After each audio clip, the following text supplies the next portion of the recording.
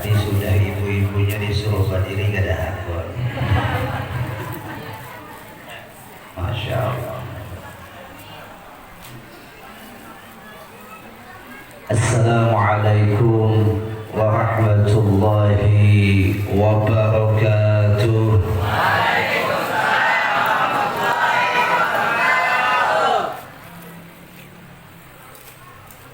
Mengucap salam hukumnya sunnah, jawab salam hukumnya wajib kifayah. Walaupun wajib kifayah salah satu di antara pian yang sudah menjawab, maka sudah terpenuhi jawaban salam tersebut. Namun alangkah indahnya kalau jawaban salam itu serentak dan kompak, maka akan mendatangkan kemakbulan doa di dalam salam tersebut. Mudah-mudahan amin. Assalamualaikum warahmatullahi wabarakatuh.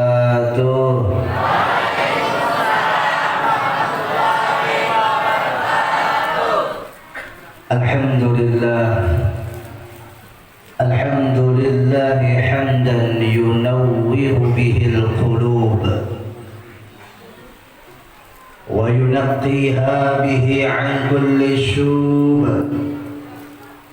وأشهد أن لا إله إلا الله وحده لا شريك له استوى في علمه الشهادة والغيوب. وأشهد أن سيدنا ونبينا وحبيبنا وشفيعنا وقرة أعيننا ونور قلوبنا محمدا عبده ورسوله الحبيب المحبوب. اللهم صل وسلم وبارك على سيدنا محمد الحبيب المحبوب شافي العلال ومفرج الكروب وعلى آله وصحبه ومن إليه منسوب. أما بعد، المكرمون والمحترمون فضيلة العلماء والأساتذة والعظماء الأعزاء para alim ulama, tokoh-tokoh agama, pemuka masyarakat, ketua masyarakat, wabil khusus ketua PWNU Provinsi Kalimantan Tengah ataupun yang mewakilinya, seluruh segenap jajaran daripada organisasi Nahdlatul Ulama dan seluruh segenap jajaran daripada organisasi Muhammadiyah, jamaah bapak ibu yang dikumpulkan oleh Allah atas cinta kepada kekasihnya dan kekasih kita yaitu baginda Rasulullah. Tentulah ini hakikat yang paling utama di dalam hati kita adalah sesuai yang tertera pada undangan peringatan Maulid Nabi. Jadi yang undang bukan panitia, yang undang siapa? Nabi Muhammad sallallahu alaihi Muhammad. Kalau di undangan tertera milad Nahdlatul Ulama, yang undang siapa? Nahdlatul Ulama. Tapi yang tertera di sini peringatan Maulidnya Nabi Muhammad. Berarti yang undang siapa? Nabi kita Muhammad sallallahu alaihi Muhammad. Sallallahu alaihi Muhammad. Kalaulah salam yang pian ucapkan senandung qasidah yang telah disampaikan oleh grup Maulid dari Majelis Darul Muttaqin, biasanya, ini biasanya, awam di sinilah. Ini petakun, yo jamaah, jamaah, bu, waktu ini bergerombongan berapa ibu-ibunya nih? Kalau Maulid, ada rombongan Maulid, baca Maulid, yang paling banyak baca Maulid rombongan Maulid kah atau kita? Ya jemaah, bu, bu, bu. Siapa yang paling banyak baca Maulid? Siapa bu? Rombongan Maulid. Ngatain satu rombongan Maulid. Kita kulitnya diberi amplop.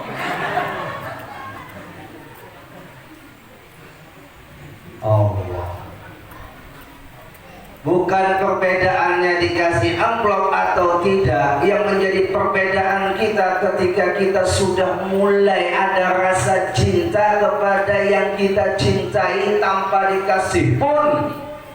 Ini mulut tak terasa berkata dan berucap, bahkan menyebut orang yang dicintai. Siapa? Yang kita cintai dan yang terlebih dulu mencintai kita, Nabi kita Muhammad sallallahu alaihi wasallam.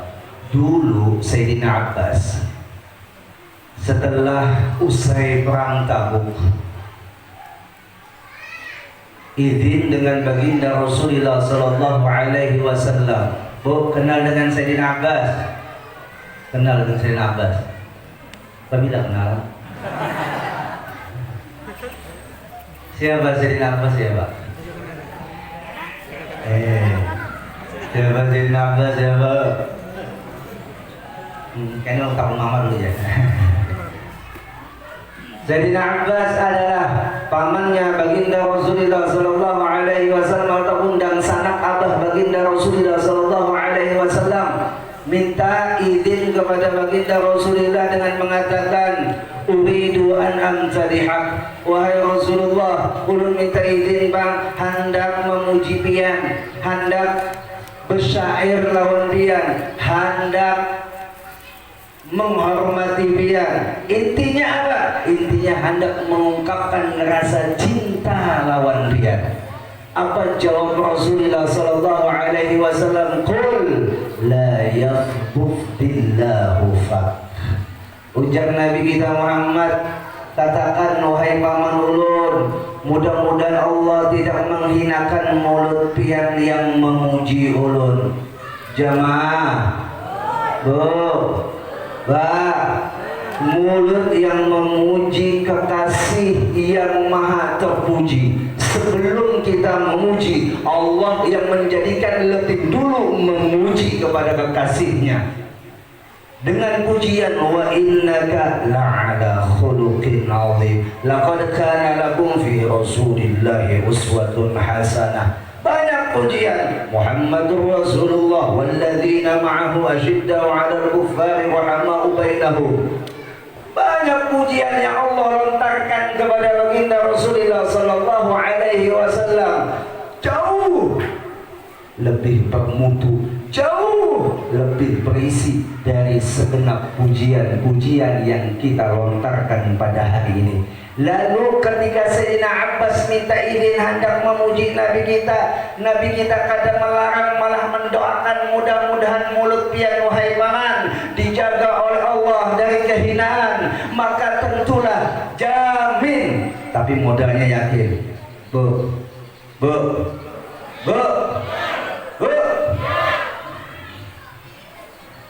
Maapalah dia mengajuti ibu-ibu. Namun kada dikajuti, kada dipandiri, lo pandir sorangan.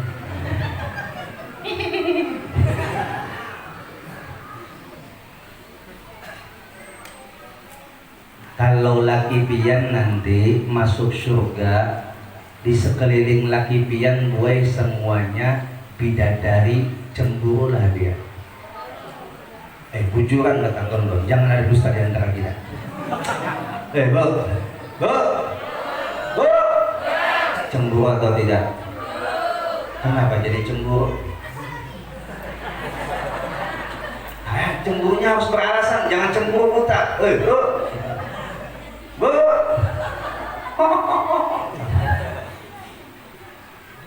Ya iyalah Ustaz, ulun sayang lawan laki ulun tuh. Jangan bidadari ini hendak ulun sangi.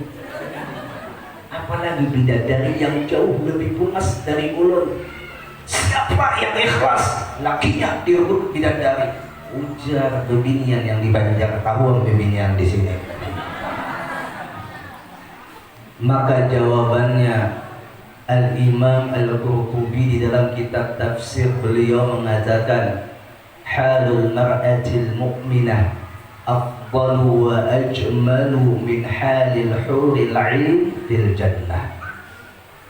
Keadaan perempuan yang beriman itu lebih afdal, lebih utama, lebih cantik, lebih elok lebih indah daripada bidadari di dalam surga.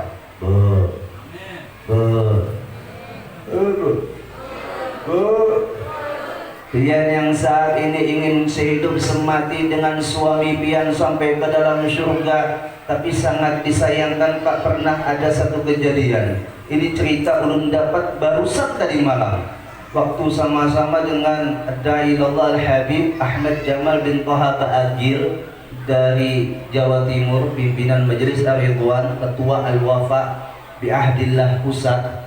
Beliau cerita, dulu kata beliau, waktu aku umrah ada 2 orang, pertama laki, kedua bini, sepasang. Setiap perjalanan umrah, baik itu tawaf bahkan sampai sya'i, itu si bini kada pernah berdiam. Apa ujar mau ini? Bore. Bu, adalah bore di sini lah. Bu, lantik.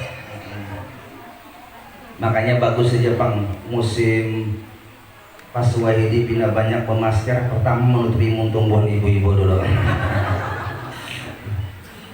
Coba biar lihat, Allah itu loh menjadikan segala kelakuan kita tuh ada pelajaran. Ma khalaqta hadza batila. Tidak pernah Allah itu menjadikan sesuatu itu batil. Ada hakikat, ada hikmah di balik semua kejadian dan penciptaan yang Allah jadikan. Kenapa ketika bebinian itu yang dilanda sedih, yang dilanda galau, yang dilanda masalah, nangis itu binian, yang ditutup bukan matanya tapi mulutnya. Betul atau tidak? Dan ibu-ibu tuh kalau nangis, yang nangis matanya titik, yang ditutup apa? Mulutnya. Betul atau tidak? Coba, betul atau tidak? Coba lagi ya. Coba lihat. Kalau laki yang nangis, yang ditutup matanya. Kalau ibu-ibu nangis, yang ditutup mulutnya. Ini Allah tunjukkan dosa yang paling banyak ada pada laki-laki itu di mata. Dosa yang paling banyak ada pada bini itu di muntung.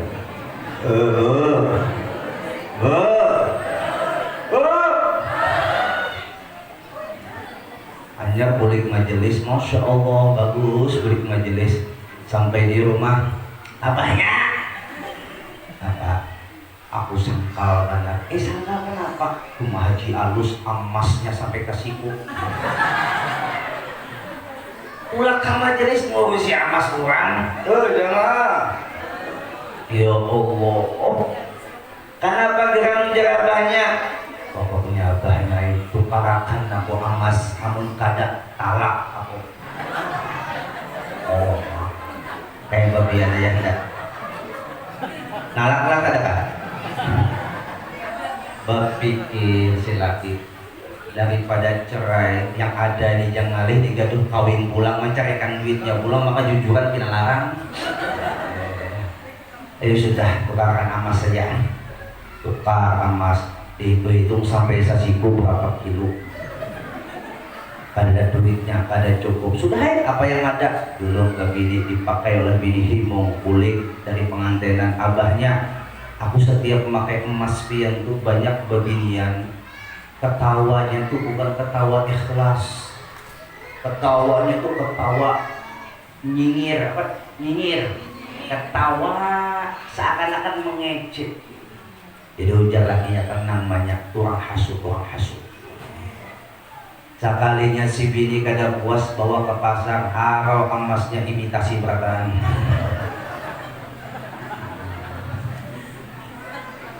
Saking laki itu hendak menghimungi pian gue, pada ada duit imitasi barang. Nah sekarang dia masa menghimungi hati Nabi Muhammad, cintanya imitasi. Jamaah.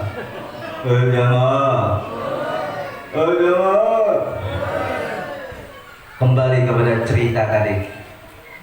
Sepasang suami istri. Si istri ini ketika melihat Al Habib Jamal sampai di muka makam Ibrahim, Beb doakan ulun Beb, mudahan kami berdua ini awet sampai ke mati, mudah-mudahan doakan sampai ke surga kami terus tak kumpul. Didoakan oleh Al Habib. Jadi amin, amin ya Allah, amin. Untung Said doa lagi, kayak itu pulang titip doa, doakan Habib lagi, amin. Sampai di hotel lalu memarahi lakinya lawan Habib, Bib tolong doa tadi diralat. Kenapa kata Habib diralat? Cukuplah ulun tersiksa di dunia, jangan sampai ulun tersiksa sampai dalam surga. Kok kenapa? Di dunia ngomelnya minta ampun Bib. Ya Allah, jangan dimasukkan tuh ke padang hantu-hantu ibu kan. Tapi di sini gak ada tuh di sana pula. Bu, bu. Lagi ya. Binian bungas tuh, binian bungas. Perempuan cantik itu bagus tidak? Oh, anak dia tahu. Bu, laki-laki tampan itu bagus atau tidak? Tapi kalau akhlaknya kayak hantu, sama tuh. Sehat itu bagus atau tidak? Bagus atau tidak kalau sehat? Tapi kalau sehatnya dibawa maksiat, hilang bagusnya. Kaya itu bagus atau tidak? Sugih itu bagus atau tidak? Bagus. Tapi kalau sugihnya dibawa maksiat, bagus atau tidak? Hilang kebagusan. Kawin itu bagus atau tidak? Oh, ada kawin yang bagus ya. Mungkin yang sudah kawin nyesal lah. Ini berdiaman berataan kamu. Atau hendak nambah dulu nih. Jomblo itu bagus atau tidak? Oh. Ya Allah. Mau itu jomblo, mau itu miskin, mau itu kawin, mau itu sugih, mau itu kaya, sama aja tuh. Mau itu sehat, mau itu miskin, yang membuat bagus bukan semua itu, tapi di dalamnya apa? Kalau dibawa taat kepada Allah maka bagus. Ustaz menjadi maling bang, taat mana ada jadi maling taat dan Tuhan? Bapak Ibu rahimakumullah wa azabakumullah. Ada dulu namanya Ummu Mahzan. Pernah dengar lah ibu-ibu? Ummu Mahzan. Oh, siapa Ummu Mahzan?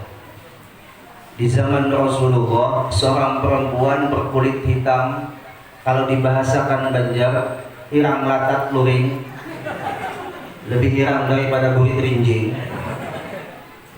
Itu perempuan seorang yang ikhlas jadi khadam Masjid Nabawi, ikut bantu nyapu-nyapu di Masjid Nabawi. Siapa namanya? Ummu Mahzan. Karena memang itu wanita, latar belakangnya kada lalu yang bisa menarik oleh hati para penglihat secara kacamata zahir. Kalau ini kelas. Ada lagi sahabat melihat, Ummu Mahzan biasa. Perempuan yang tidak ada status kehormatannya sama sekali, orang biasa, orang yang tidak dihormati, cuman siap mengabdikan diri jadi budaknya rumah Allah, yaitu jadi tukang sapu di Masjid Nabawi. Satu ketika Ummu Mahzan wafat, meninggal, isde, keor, mati itu Ummu Mahzan. Lalu para sahabat memerintahkan para sahabiah, yaitu sahabat-sahabat perempuan, untuk memandikan. Setelah itu mengkafankan, lalu para sahabat baru menyolatkan, lalu dikebumikan. Yang menjadi aneh dalam prosesi jenazah itu kenapa? Karena tidak adanya baginda Rasulullah, padahal Rasulullah masih hidup.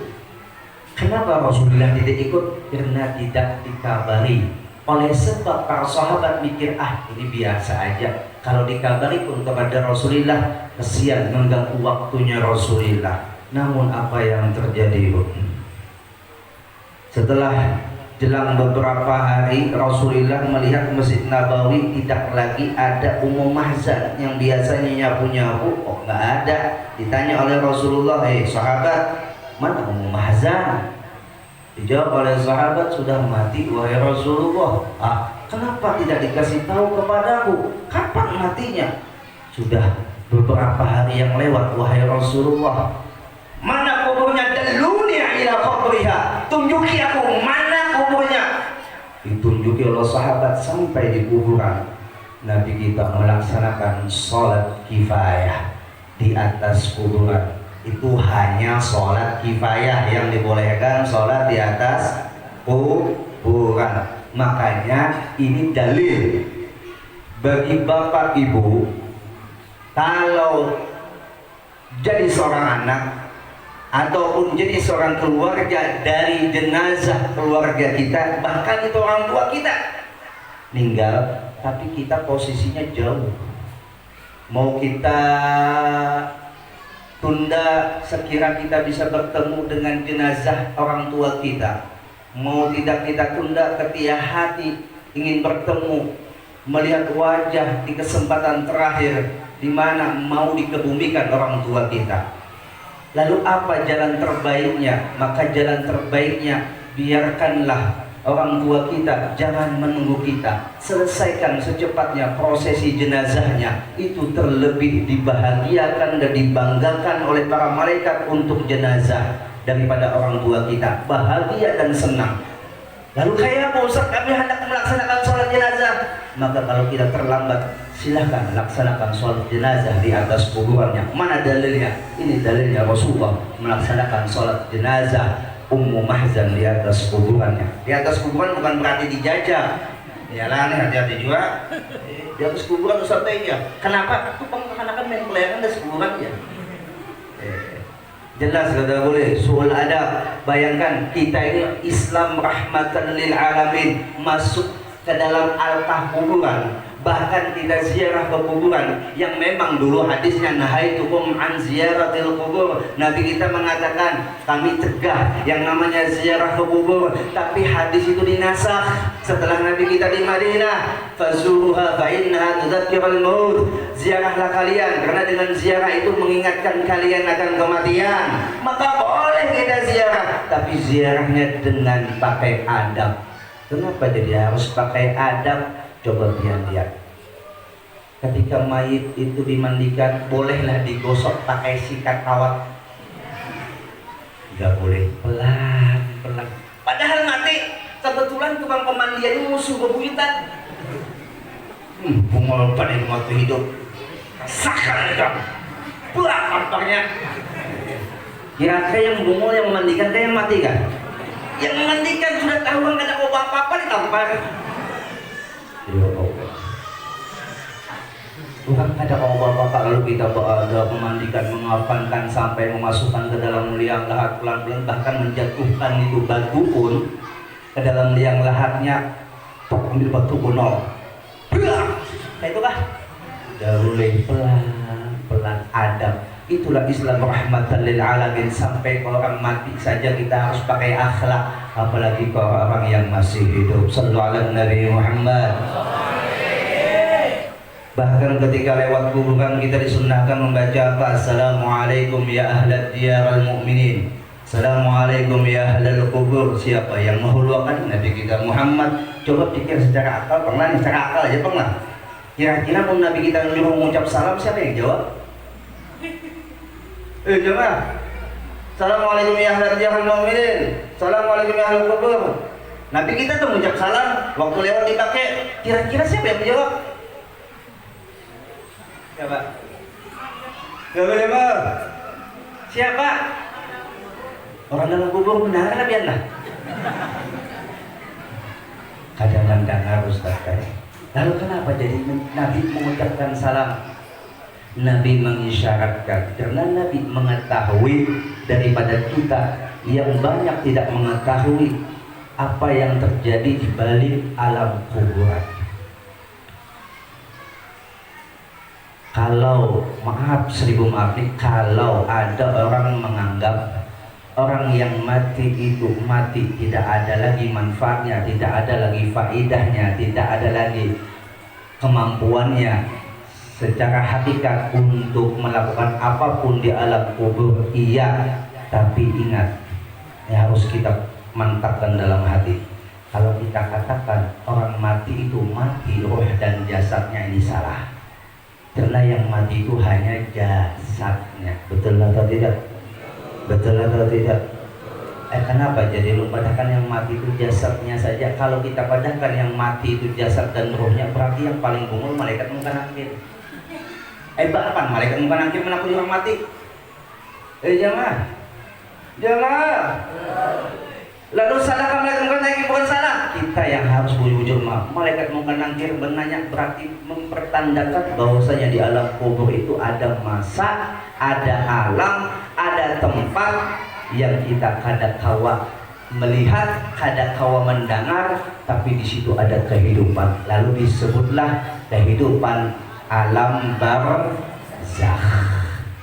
Lalu kita mengucap salam, assalamualaikum ya ahli mukminin. Yang di alam kubur mengucap dan menjawab itu salam. Oh Ustaz, dia dihukum, diadab. Maka malaikat yang menjawabkan salam. Oh Ustaz, malaikat kadang kau menjawabkan salam. Maka binatang yang ada di situ yang menjawabkan salam. Oh kenapa? Karena ya tadi Nabi mengatakan menjawab salam hukumnya wajib kifayah. Walaupun salah satu di antara yang ada di situ yang menjawabkan, maka sudah tergugurlah kewajibannya. Jamaah rahimakumullah wa a'adzakumullah. Sama kalau kita tarik dalam acara maulid, pian mengucap salam kepada Nabi Muhammad, yakin kada dijawab oleh Nabi Muhammad salam dia? Jamaah, yakin atau tidak dijawab Nabi Muhammad salam dia? Yakin atau tidak? Yakin atau tidak? Ujar Nabi sallallahu alaihi wasallam, "Qaddallahu alayya ruhi hatta arudda alaihi salam." Apabila ada orang yang mengucap salam kepadaku, ujar Nabi, maka Allah mengembalikan rohku kepada jasadku. Untuk apa? Untuk supaya bisa menjawab salam orang yang telah mengucap salam kepadaku. Hadisnya sahih kah? Inggih. Hadisnya sahih, hasanun sahih. Maka dari itu Bapak Ibu yakinkan setiap salam yang pian ucapkan kepada Nabi Muhammad, tidak ada satu salam pun yang diabaikan oleh Nabi Muhammad. Salam pian inilah yang akan menjadi tolok ukur di mana Nabi Muhammad pinandu, oh ini si fulanah namanya Mama Pi, ini namanya Manyalu, dan namanya Mama Udin, yang tiap hari mengucap salam kepadaku, kata Nabi Muhammad sallallahu alaihi wasallam. Bayangkan saja dulu waktu Nabi kita sebelum hijrah ke Madinah, itu dibawa oleh Halimatus Sa'diyah. Halimatus Sa'diyah, kenal Bu? Halimah, namanya Halimah. Sa'diyah itu adalah gelar daripada kampung halamannya, daripada Bani Sa'ad, lalu disebut dengan Halimatus Sa'diyah. Itu Nabi kita dibawa untuk disusukan oleh Halimatus Sa'diyah. Itu ketika di jalan ada satu batu yang mengucap salam kepada Nabi kita, Assalamualaikum ya Rasulullah, Assalamualaikum ya Nabi Allah. Pada saat itu Halimatus Sa'diyah mencari suara itu di mana, bertanya kepada suaminya, wahai suamiku, mendengarkah suara itu? Di mana asalnya? Kata suaminya, di mana aku tidak tahu, tidak melihat sosok manusia di sini kecuali bebatuan. Maka pada saat itu cerita ini hilang begitu saja, namun diingatkan Nabi kita ketika sudah hijrah ke Madinah. Lalu apa ujar Nabi kita? Wallahi inni la'arifu hajaran di Makkah kana yusallimu alayya qabla an ub'atha. Ujar Nabi ini, sungguh aku telah mengingat, telah pinandu, telah kenal lawan apa? Lawan batu. Yang di mana? Di Mekah. Batu itu diingat kenapa? Karena yusallimu alayya, yang itu batu pernah mengucap salam lawan aku. Qabla an ub'atha, sebelum aku diangkat menjadi rasul. Bayangkan, itu batu mati. Batu bukan manusia yang seperti kita bisa melihat, bisa berkata, bisa melakukan apapun. Batu benda mati. Mau dilempar dia rela, mau diinjak dia diam, mau ditaruh dimanapun dia nggak masalah. Itu batu Mengucap salam sekali lawan Nabi kita. Nabi kita tidak pernah melupakan itu batu. Bagaimana mulut-mulut pian yang sering mengucapkan salam kepada Nabi Muhammad. Mungkinkah pian dilupakan Nabi Muhammad? Tidak. Mudah-mudahan kita seperti oleh Nabi kita Muhammad sallallahu alaihi wasallam. Bapak Ibu rahimakumullah wa athabakumullah, sebagai penutup. Oh lanjut ya. Sampai jam berapa nih? Maka udah di Palangka jam berapa? Malah habis sisa bujuran. Ulun tadi dapat WA dari asisten PED. Oh. Di sini ujar sidin acaranya jam 17.00. Oke senang lain lah. Oke senang habis sisa spesial lah. Oh masya Allah.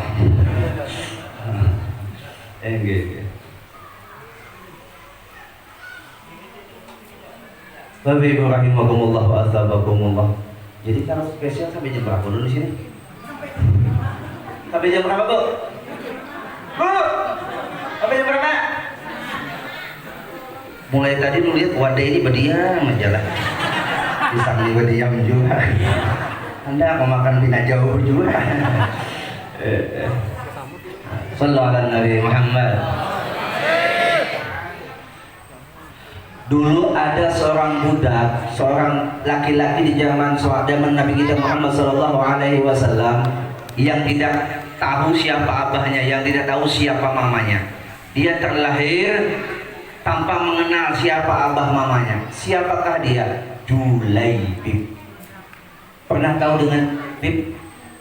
Tahu Julaibib? Nah, Spiderman.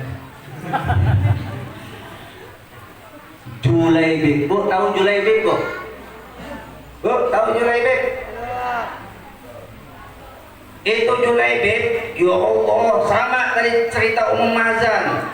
Dia hitam, dia dari golongan Nigeria Negro, orang Batak nih. Kulitnya memang seperti itu.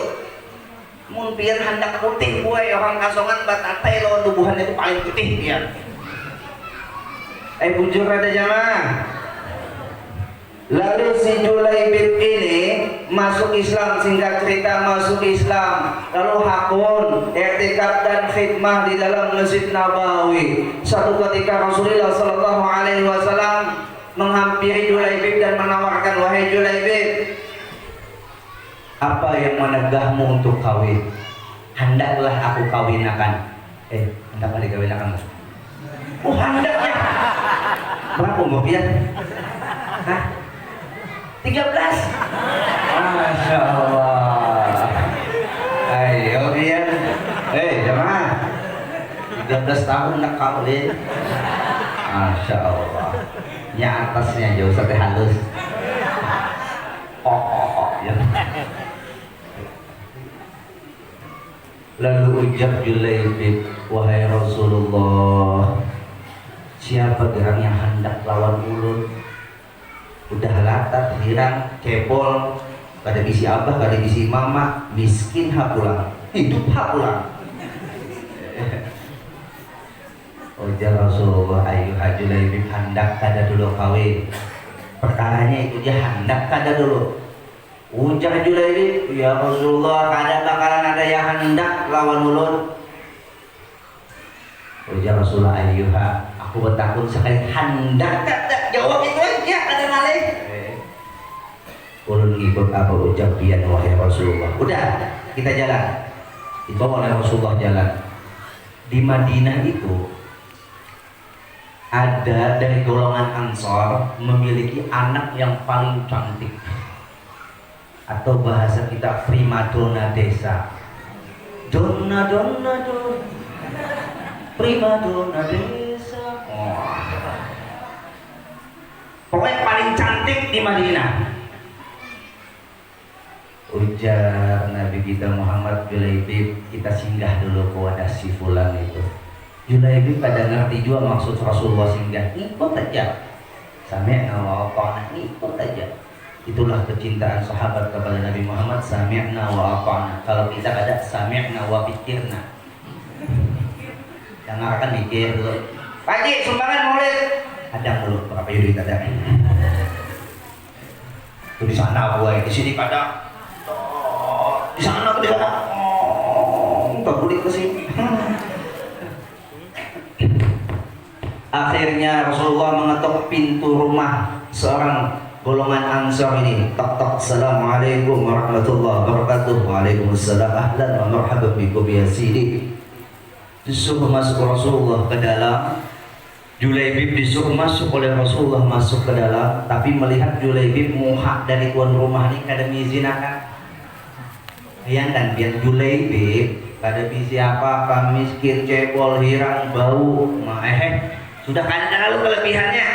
Jangannya hirang, cebol, hafal Quran ada kelebihannya ya Allah. Ini kada ada lalu. Pulang. Oh, mak lengkap pokoknya. Kira-kira tuh ada manusia di kosongan seperti itu, bungol, cebol, hirang, ada babah, ada mama, miskin. Siapa yang hakun menjadikan menantu angkat tangan? Angkat tangan. Dan yang hakunnya Pak. Mau ada ju yang hakun.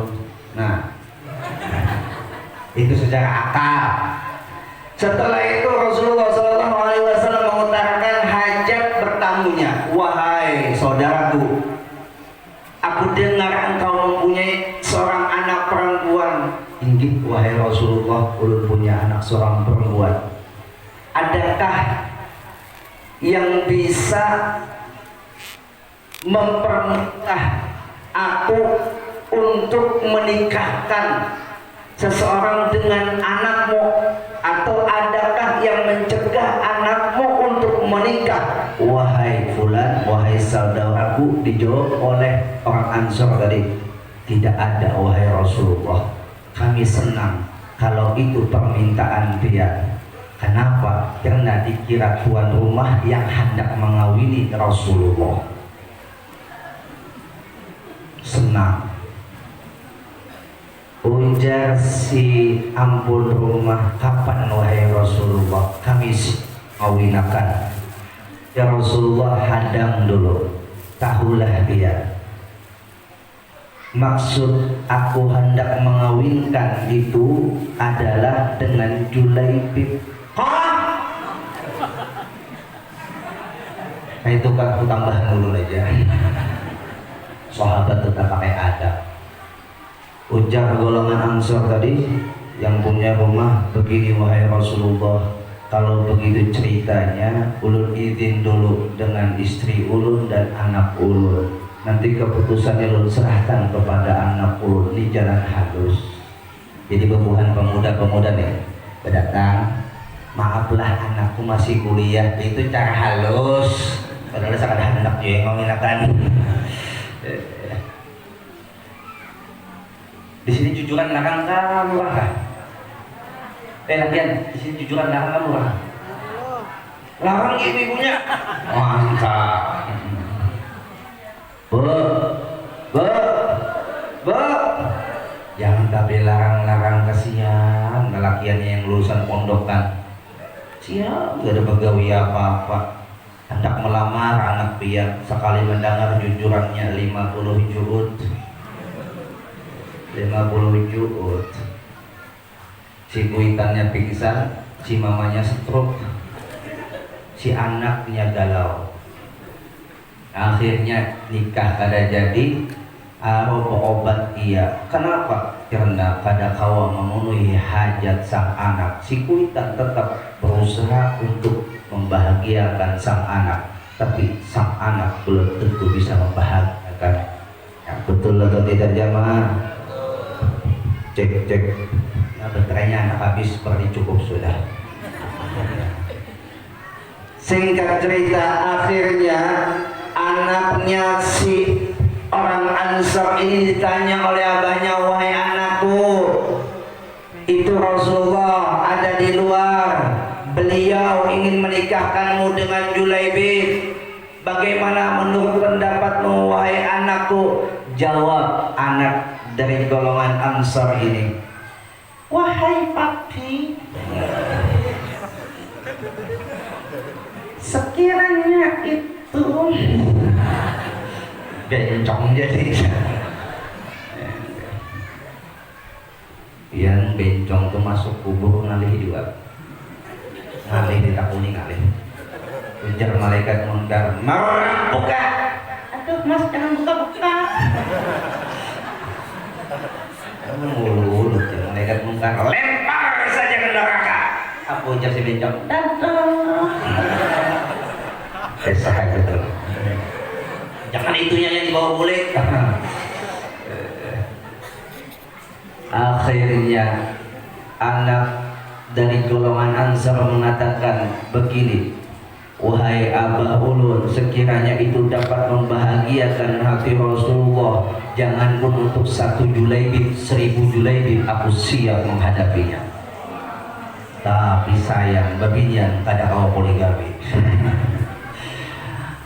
Artinya si perempuan anak golongan Ansar siap menerima suami yang tidak ada sedikit terlihat kelebihannya, siap menerima, ikhlas. Yang penting apa? Hati Rasulullah bahagia. Lu mau tanya dengan dia, pian saat ini kumpul berjam-jam tadi maulidan sampai sekarang, niat dia apa? Niat dia apa? Sebutin aja amalakan. Niat hendak mahimungi hati Rasulullah. Kalau pian tuh setiap menggawi ibadah ada terbesit di dalam hati pian, niat hendak terus membahagiakan hati Rasulullah. Jamin, kata guru mulia Ad-Da'ilallah Sayyidil Habib Umar bin Muhammad bin Zalim bin Hafid, orang yang selalu ingin membahagiakan hati Rasulullah, Allah tidak akan mengecewakan kehidupannya. Sallu ala Nabi Muhammad, sallu ala Nabi Muhammad. Rela itu perempuan nikah dengan Julaibib, seorang laki-laki yang hitam cebol, tidak punya apa-apa, bungul hak pulang. Ya Allah, ikhlas hanya satu, untuk membahagiakan hati Rasulullah. Tibalah malam pertama, malam pertama. Apa malam pertama ya? Masih ingat lah? Sorry ingat. Bu, malam pertama ya Pak? Ini biasanya ada anak ulun saya. Malam pertama terasa pendek Ustaz. Malam pertama pokoknya itu malam yang paling indah, malam yang ditunggu-tunggu oleh orang yang baru nikah. Malam pertama itu sudah siap baduluy. Tahu baduluy? Tiba-tiba terdengarlah suara pijakan ataupun dentuman daripada pijakan kuda. Julaibib, jihad, Rasulullah nunggu di sana. Bayangkan, ujar Julaibib, hendak pun jihad lah. Hendak anak jihad jual, akan bini anak jihad deh. Tapi karena panggilan, apa yang terjadi? Julaibib berkata kepada istrinya, "Wahai istriku, ini malam yang terindah bagiku. Mungkin orang Madinah hampir semua hasut denganku. Bahkan ada yang mengatakan, Julaibib, kenapa bisa nikah dengan sepertimu wahai istriku?" Mereka mengatakan, mungkin aku pakai pelet. Umpama nih pian bisik kawan gue, lakinya tua 70, bininya 17, puas kayak artis India. Apa yang pian ucapkan? Ada aja tuh segelintir orang kata, wah, Tuhan kada adil. Mah Tuhan kada adil. Ya Allah. Kada terima tuh mah. Bungol kan aja, himung mana kayak itu malamnya. Jakalau ndak ada jaka. Pada malam itu Pak Julaibib mengatakan kepada istrinya, "Wahai istriku, aku izin malam ini untuk Rasulullah." Ini kebetulan bininya cinta jual lawan Rasulullah, cucuk kan mendukung. Ujar si bininya, "Inggih wahai suamiku, biarlah malam pertama kita untuk Rasulullah. Silahkan engkau pergi Julaibib." Besok harinya terdengar kabar Julaibib mati. Ada sawat menutup. sudah dapat bini bungas, seumur-umur ada pernah terbayang Ujab Julaibib sekali malam pertama jihad mati pak pulang.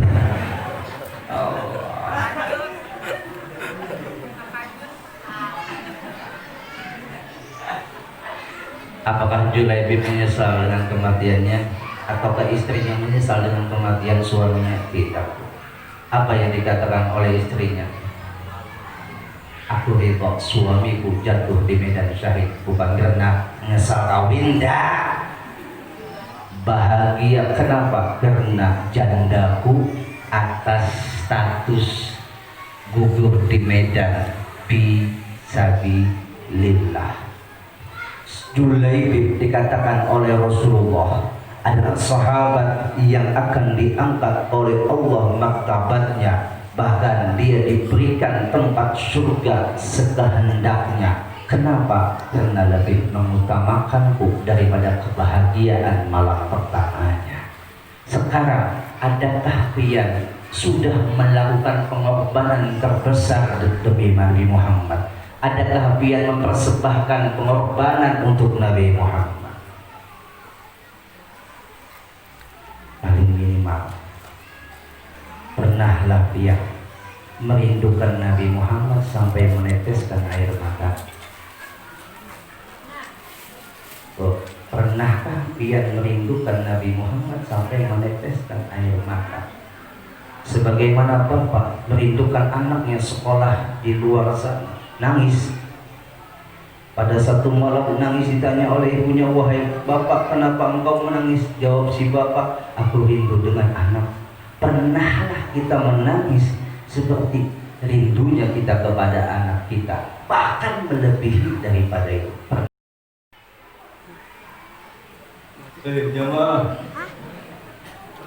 laisal hub an nabqa daiman bijanibi man nuhib. Bukanlah cinta sejati itu yang selalu berada di sisi orang yang dicintainya. Walakinnal hub, akan tetapi yang namanya sejati, an nabqa daiman fi qalbi man nuhib, yaitu yang selalu di dalam hati orang yang dicintai. Sallu ala Nabi Muhammad, sallu ala Nabi Muhammad.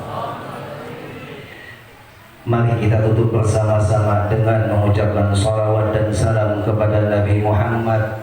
Mari bayangkan yang pernah sempat diizinkan oleh Allah sampai ziarah ke Madinah, lalu dapat membayangkan kembali perjalanan itu saat ini. Yang belum sempat, Ustaz, bayangkan makom yang pernah pian lihat di mana? Di gambar, di TV. Makom siapa? Nabi kita Muhammad Qubbatul Khadra. Kenapa kita harus membayangkan makomnya?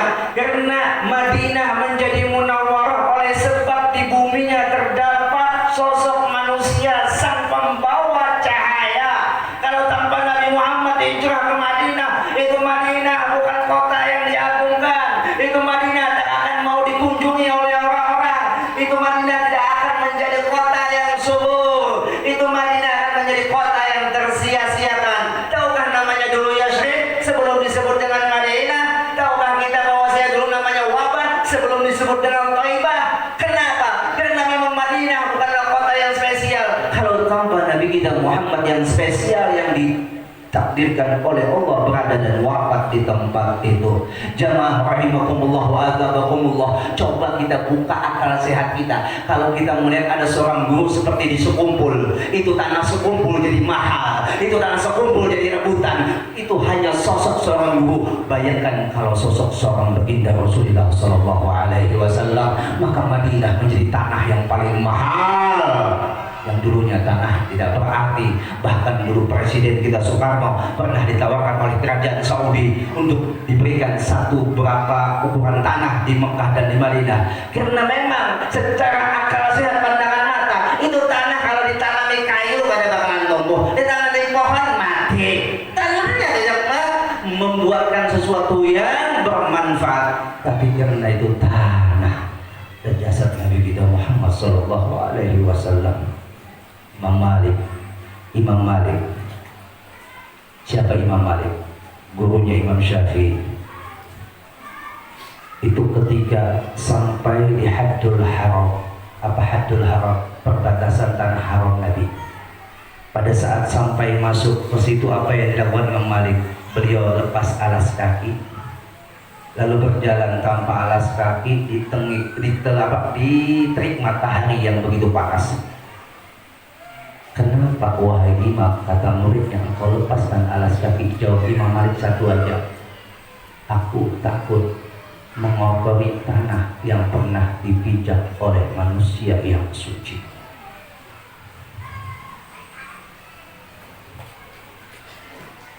Sayyidina Bilal bin Rabah ketika keluar dari Madinah beberapa bulan berada di Syam, saat itu tiba-tiba Allah izinkan dapat melihat wajah Nabi Muhammad dan bertemu Nabi Muhammad di dalam mimpi.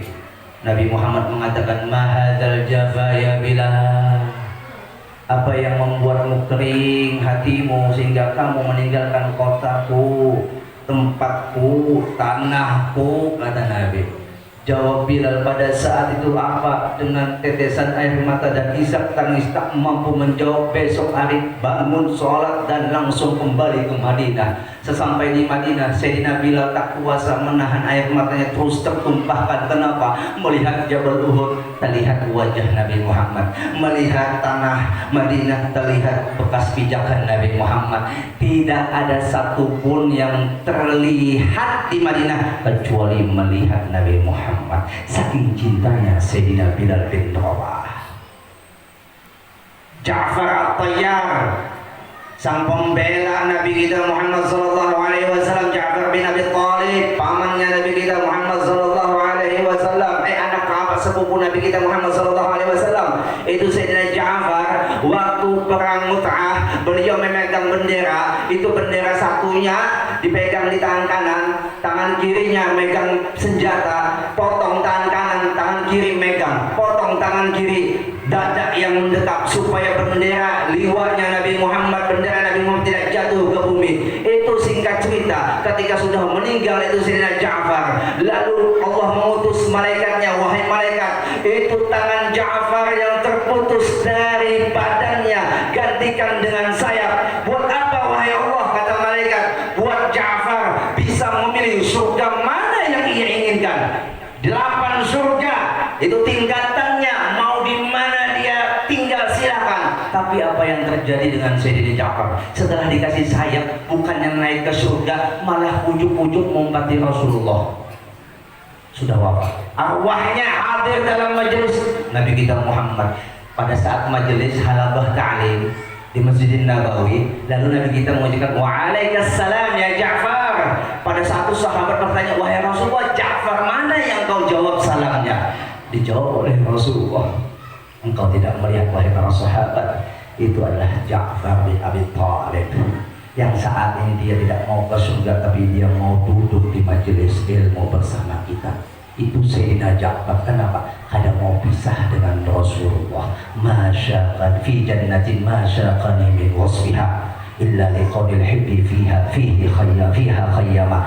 Di dalam maulid daripada sahibul maulid Al-Habsyi, perubahan qasidah yang indah, kata Al-Habib Ali bin Muhammad bin Husain Al-Habsyi, di dalam surga tidak menjadi kenikmatan bagiku atas sifatnya yang mana ada makanan ini, ada minuman ini, ada ini, ada itu bukan kenikmatan yang hakiki. Kata Imam Al-Habib Ali bin Muhammad Al-Habsyi, tidak ada artinya surga, kata Imam Al-Habib Ali bin Muhammad bin Habsyi. Kenapa? Illa liqaumil hibbi fiha khayyama, kecuali di dalam surga itu ada kekasihku Muhammad. Jadi pilihan masuk surga hendak berataan iya, tapi kalau dalam surga kadar Nabi Muhammad sia-sia. Tapi mustahil pulang di surga kadar Nabi Muhammad. Karena Nabi Muhammad ditempatkan di surga, tapi sangat disayangkan kalau surga kita dengan Nabi Muhammad berjauhan. Mudahan jangan surga kita dengan Nabi Muhammad berdekatan. Man hayya ta'aman li ajli qiraati maulidin Nabi sallallahu alaihi wasallam wa jama'a ikhwana wa awqada siraja wa labisa jarida ta'ziman li maulidin Nabi sallallahu alaihi wasallam, hasyallahu ta'ala yawmal qiyamah Ma'afirqati pulau kana fi ala iliyin. Al-Imam Syekh Ma'ruf Al-Qabri mengatakan bahwa siapa menyiapkan makanan, mudah-mudahan pemakanan enggak ada nih? Pemakanan enggak ada? Jamaah pemakanan enggak ada? Enggak ada pemakanan, nikah habis kisah. Habis itu mengumpulkan kawan-kawan, alhamdulillah. Habis itu pada sirajak siang hari hidupkan lampu, alhamdulillah. Wala bisa tidak memakai pakaian yang bagus yang baru, belum bertakun dulu pian. Bini pian kalau memakai baju tulak pengantin lawan tulak maulid bagusan mana? Sebagusan tulak pengantin. Nah, wah.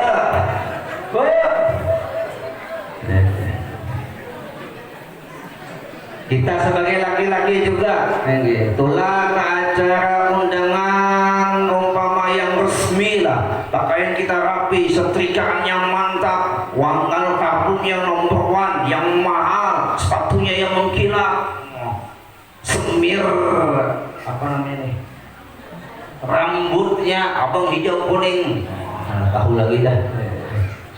Kenapa? Karena supaya menghargai acara yang dihadiri. Kita kalau semuluk-muluk cukup pakai baju yang tertutup aurat, cukup kita hadirkan hati kita yang sangat ta'zim kepada Nabi Muhammad al-madad bi qadril masyar. Pandangan hati tergantung pemberian Allah tergantung kepada pandangan mata hatinya. Lalu biar hendak minta pemberian apa tergantung pandangan mata hati. Biarpun pandangan mata hati biar remeh, maka yang dia akan dapat adalah hal-hal yang kecil yang remeh. Lalu setelah itu lagi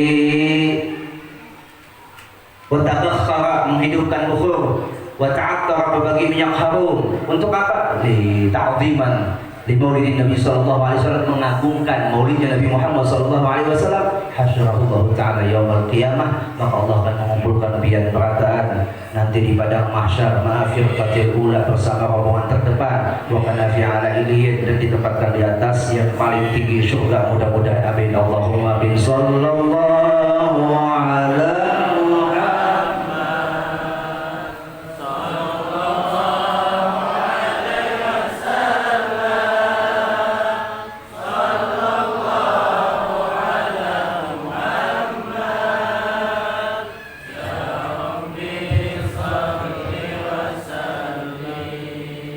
ya Nabi salam alaika,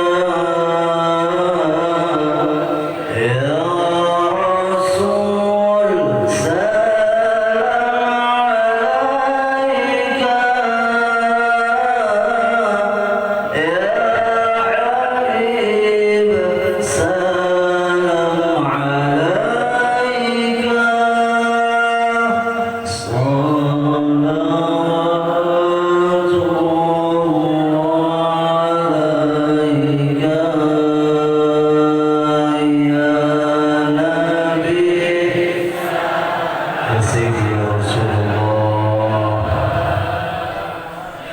Inilah wajah umatmu yang merindukanmu.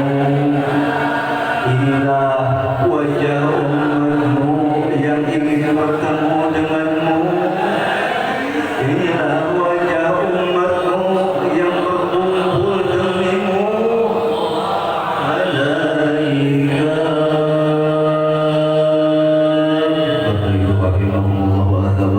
Mudah-mudahan Rasulullah memandang kita semua dengan pandangan ainur rahmah, pandangan kasih sayang, sehingga kita terkumpul dengan beliau, tidak dimatikan sebelum mampu melihat wajah beliau. Bahkan roh kita keluar dari jasad ini pada saat sakaratul maut, beliau menatap dengan senyum, dan kita dalam keadaan husnul khatimah. Kita selalu bersama beliau sampai ke dalam surga firdausil a'la. Mudah-mudahan amin. Allahumma amin.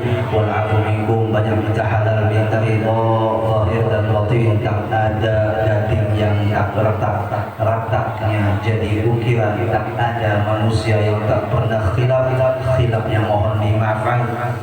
Wala hubikum adzallahu wa iyyakum ajma'in. Assalamualaikum warahmatullahi wabarakatuh.